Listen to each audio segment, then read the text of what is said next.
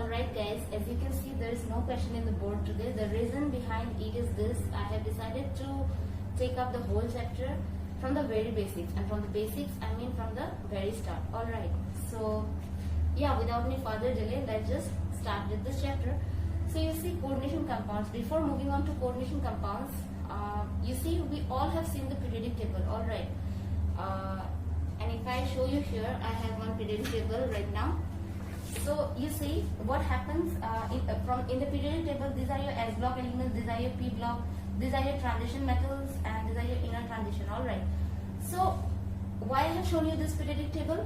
Because in the coordination compounds we deal with the transition metal ions. Alright, these transition metal ions, they have this very important characteristics, that is they can form complexes. Alright, so and those complexes only we are going to deal with today in this class, and these are basically known as the coordination compounds. What happens here is this: the metal ions, alright, the metal ions, rather the metal cation, they are linked with a number of ions or neutral molecules. Alright, so which can donate a pair of lone pair, which can donate a pair of electrons to the metal ions, and thereby forming this coordination compound. Right. So you see, now I have said that the ions are neutral molecules, they are linked with this metal ions. Now how they are linked? They are linked with this coordinate bond. Alright, so they are linked with coordinate bond. If I have to elaborate you what is coordinate bond, basically we know bonds are of two types. One is your ionic bond. Ionic bond we all know, right? That suppose for example I am taking sodium chloride. What happens? Sodium, it always tends, it has a tendency to lose one electron and exist as Na plus. And chlorine, it will always take up one electron to satisfy its valency. So it will always exist as the Cl minus anion. So this plus and minus, they will form this bond. Okay, so this is your ionic bond, and the other one is the bond that is formed through sharing.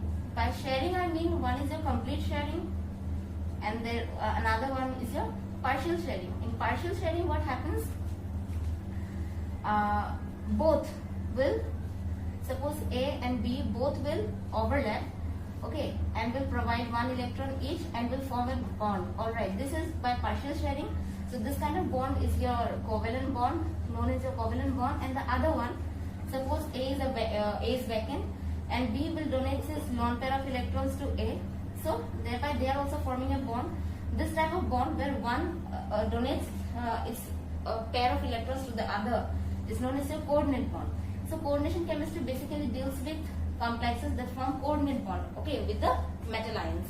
And you see the ions of the neutral molecules that donate electrons to the metal ions through coordinate bond are basically known as ligands, which we will learn about them later on in the later part of this chapter. Because today we have just started this, right, and it's going from the very basics. So I don't want to jump into directly to very other terms right now. So for now, I think this much is clear. And this coordination compounds, suppose there is this metal complexes, metal, and suppose there is your, I say no, any neutral molecule, if it can donate electrons to the metal ion through coordinate bond. So this kind of complexes are known as your coordination compounds, or coordination complex rather.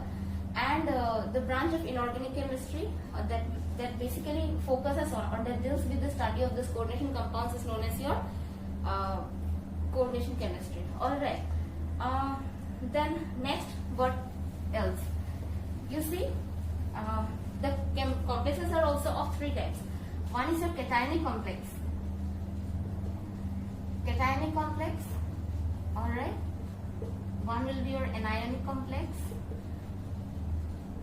and the third one is your neutral complex. So in cationic complex, what happens is this: in the cationic complex, suppose for example cobalt, I'm taking it to be the metal ion, and this is your neutral molecule that is donating electrons to cobalt, and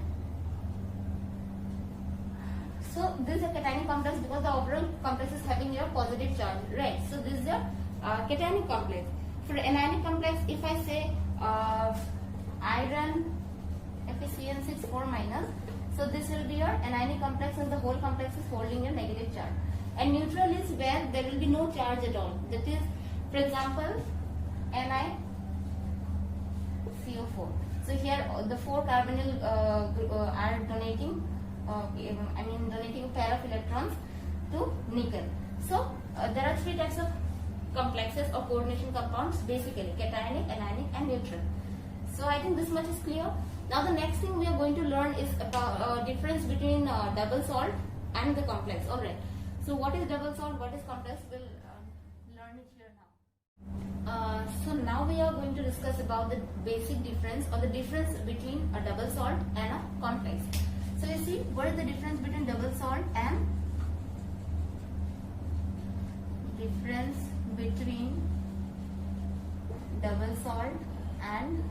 complex? Right. So you see, both the double salt and complex, they are formed by the combination of 2 or more stable compounds. Alright, in a stoichiometric ratio rather. So basically, they are the addition of molecular compounds. But what is the difference that lies between double salt and complex is this: the double salt, for example, I am taking example of double salt to be kernelite, right? Kernelite is your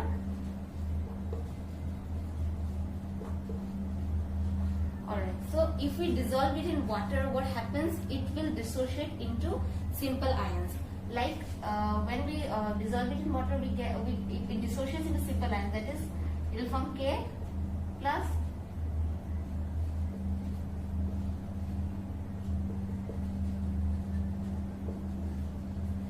alright.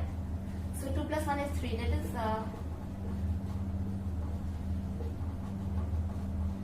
we can write it this in one go. So you see what happens in case of double salt, it will dissociate. The whole will dissociate into simple ions. But in complexes, the complexes never loses its identity. For example, if I take an example of a complex, alright. So if you dissolve it in water, no doubt the potassium it will break, but the complex will not lose its identity. That is, it will remain as such. Alright. Yeah. So it will remain as such. That is, if you think that if you put it in water, it will further dissociate into minus. So this is not going to happen. So this is the basic difference between the double salt and complex. I hope this is clear to you all. And let's meet tomorrow with some other concepts, maybe the terms ligand and all of this. So right now I'm stopping it here, and yeah, that's all. Thank you for watching.